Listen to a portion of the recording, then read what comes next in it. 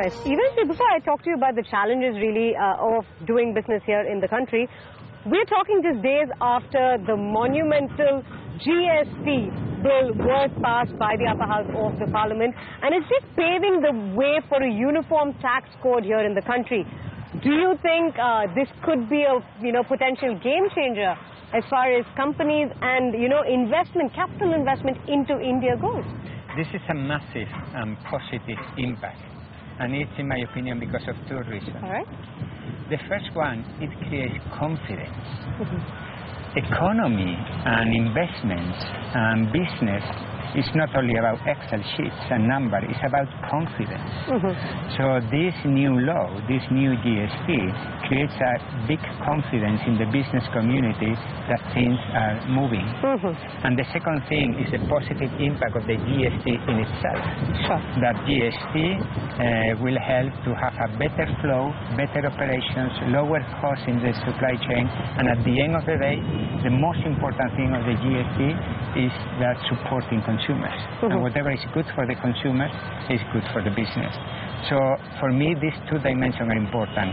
The actual benefit of the GST, and even, I would say, even more important is building trust and confidence that India is in a very good journey. And that is something that the new government, and along with, of course, its opposition, has managed with actually going ahead and passing that crucial. Yes, I think there is a good momentum, both at the state level and also at the central level.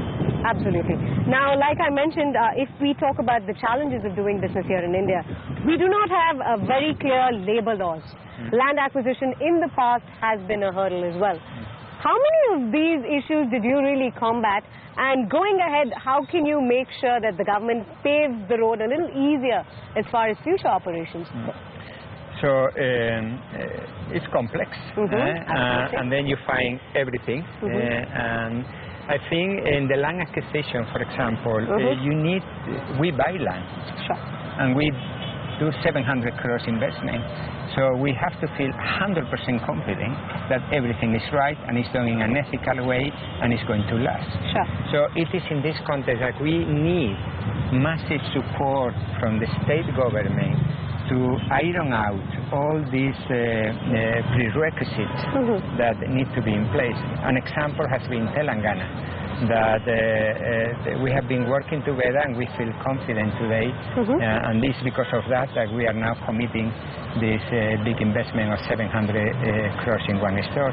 The same is happening now in Maharashtra, and now we are working very close with Karnataka and Delhi NCR. All right, and Juvencio, is there any kind of figure that you can give us, number of stores in the next couple of years, and any state that could probably see 2 Ikea stores in the pipeline? Yeah. You know, when I am asked how many stores will you open in India, then I answer with a question.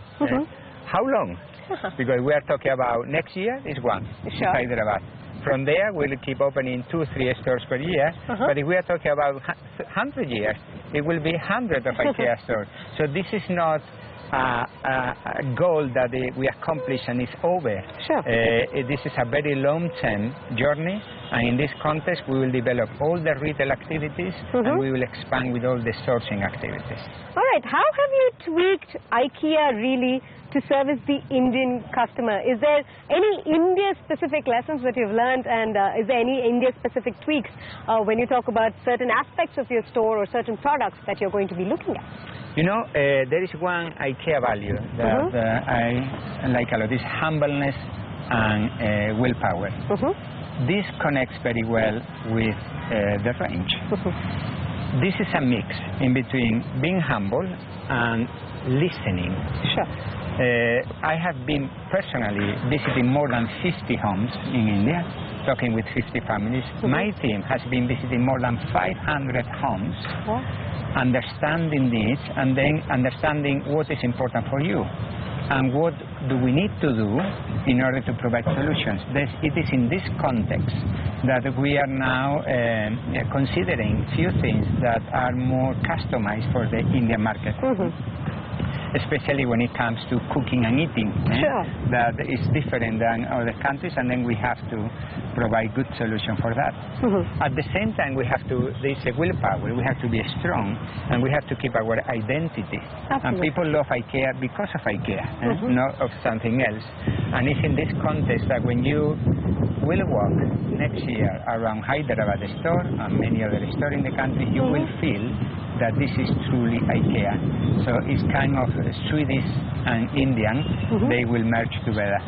Absolutely. When we talk about India specific, the e-commerce story is suddenly gaining a lot of traction. Everybody is sitting in the comfort of their homes and ordering everything from grocery to furnishing to practically anything online. Is Ikea looking to participate in this online delivery aspect as far as India goes? And is that something that's featured across stores globally as well? Yes, I think retail is not any longer that you have brick and mortar or e-commerce. Sure. I think from the consumer point of view, when you interact with the brand, you interact in different ways. Today you want to be connected with the iPhone or with the mobile phone. Tomorrow you want to touch and feel and experience. In this context, we will go in that way in India. So we will first establish normal Ikea stores. So we build the brand on normal Ikea stores, and we will keep adding the online dimension after that. So at the end of the day, whatever is easy for customers is good for the business, and we will develop that easy shopping and inspiration together in India. We're seeing Urban Ladder, Pepperfry, and a whole host of home furnishing e-commerce portals mushrooming in India. Is that something that is in your radar as competition at all? You know, when we opened, for example, a store in Madrid, in Spanish, at the beginning there was nothing. Just an Ikea store. And if you go there today, there is almost a city made of furniture dealers because Ikea is expanding the category business. Another example is Korea. Before we came into Seoul in Korea, home furnishing was growing at the same level as GDP. Then Ikea came into the country and is growing 2 times the GDP level. So we don't see at all any issue with competition. It's the other way around. Ikea is expanding the home furnishing category, and then at the end of the day, what do? We make more accessible home furnishing by having good design at a low price. This is creating more interest in home furnishing, and because of that interest, many other players will be joining that movement. So it's a movement in home furnishing, and this is the good news. Absolutely, Juvencio. If I talk about Ikea globally, 27 countries presence and counting, how important will India be to Ikea globally? What kind of priority will the Indian market actually receive? We have to define what important means.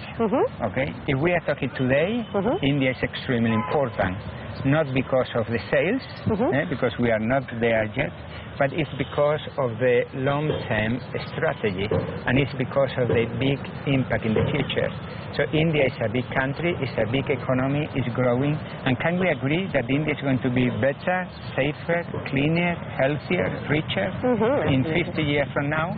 So it's because of that IKEA is extremely important for, India is extremely important for IKEA. And in the future, of course, there will be big investments, there will be big employment, there will be big supply chain, there will be big sales, and there will be big of everything. But for us, the most important thing is not only quantity, it's about meaningfulness. We are a company that is not what we do, it's also how we do. So, and this is for me the most important dimension of India, and this is why it's so important in the company, because India is helping IKEA to be better, because we are now finding ways to be more meaningful and connecting more IKEA with the society through IKEA Foundation, through sourcing activities, through retail, through Next Generation, which is a program that is supporting women and sourcing at a small scale. Is the meaningfulness what is so important for us. Absolutely. In fact, coming back to the site that we're on, talk to us about the groundbreaking ceremony that will unfold in just a couple of hours from now at this very site here in Hyderabad. It's Hyderabad rocks, so Ikea rocks. It is a rocky area, as you can see. And this is pretty much in line with our origin. We are from South Sweden, from Småland. Småland is an area which is very rocky, and farmers have to work very hard to remove these rocks in order to really make a good farming. So it is, I don't know if it is by chance or I don't know why, but this is a beautiful connection in between the essence of Ikea and this beautiful piece of land. So the grand ceremony tomorrow, we have started the grand preparation, and we are now starting to actually build the building with the concrete. So it's a big event for us, and we are bringing all our co-workers here tomorrow because we want them to be part of that process, and they are, I cannot tell you some surprises, but there are some surprises for co-workers, for them to enjoy this. This will be remembered, at least in our company, as a big day for us. Absolutely, Juvencio. And before I let you go, of course, just a quick question on the headcount currently in India as far as Ikea is concerned. And do you see that scaling up in the next 3 to 4 years? Yeah, we are in full swing with recruitment. For our service office, we call service office, no head office, for our service office, but also at the stores level. We are recruiting right now. Our recruitment manager is here today. We are recruiting in Hyderabad. We have started recruitment in Mumbai right now, and we are very soon starting recruitment in Bangalore and Delhi NCR. Now this is a one-way journey. It takes time to recruit good people. Absolutely. We have found, the good thing is that we have found extremely good people in India, and we are super happy with them. And then, of course, because we have this beautiful and difficult goal, which is 50-50, it takes even longer. But we are committed, and we are today at 50-50 level, and we will not give up. It's so inspiring when you see so many bright, young, and hardworking people daring to go. Yeah, absolutely. And just months from now, we will see the first store of Ikea here at this very ground. What really are your expectations from that particular moment? When we open the store, I think the expectation is to be really able to share what we do, how we do, who we are. I think the most important thing is not the business dimension. We will open stores and that will work, and this is not the most important thing. For me, the highest expectation is to really share and connect who we are, and then to connect with the society around us. So it's a long-term partnership. So we want Ikea to be a meaningful and loved brand in India. This is for me the biggest expectation. Absolutely. Juvencio Maeztu, it's been an absolute pleasure speaking to you here at CNBC TV 18, and all the best for Ikea's journey ahead here in our country. Thank you very much. Thank you. Thank you.